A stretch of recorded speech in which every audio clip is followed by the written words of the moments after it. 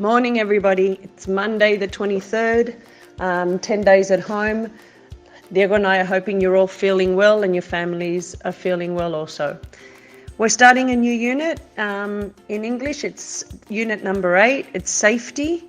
So hopefully last Thursday you all did the exercises on the blog to review unit 7, and you also practiced using the test. Okay, so with Unit 8, as you can see, we're starting off with some signs. The first thing I want you to think of is, what do you think they all have in common?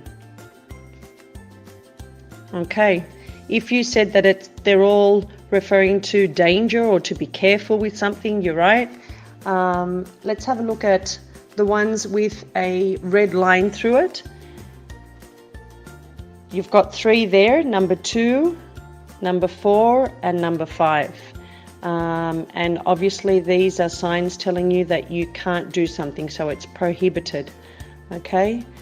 There's one with a red triangle, and you should all know that. We see it when we're traveling from one city to another.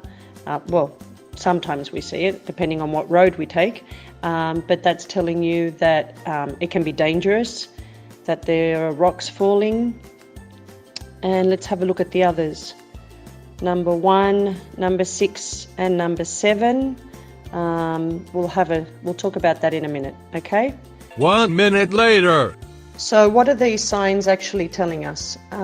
Sign number 1 is obviously telling us that we have to wear a safety helmet, or it's called a hard hat.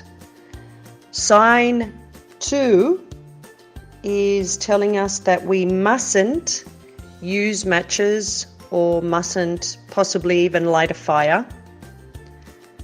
Sign 3 is telling us to be careful of falling rocks. Sign 4 is telling us that we mustn't swim here. Sign 5 is also telling us that we mustn't drink the water from the tap. Sign 6 is recommending or telling us that we should sit straight, which is something that we all should be doing, especially all these days that we're going to be stuck at home and using the computer or sitting at our desks. And sign 7 is telling us that we should be careful because the object can be broken easily. Okay, so we know what they're telling us. Now we have to think about where we would possibly see these signs. Okay, so with sign number 1, we would obviously see this on a construction or a building site. Sign 2 is, I think we would probably see it in the forests or the woods. Sign 3 would be on a mountain road.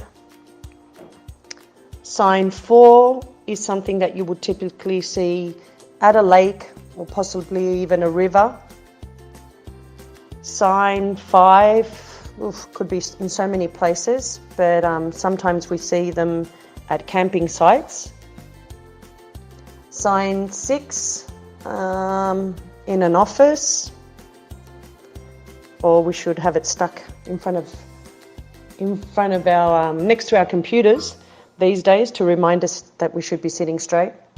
And 7 would possibly be at a factory or on a package. Okay,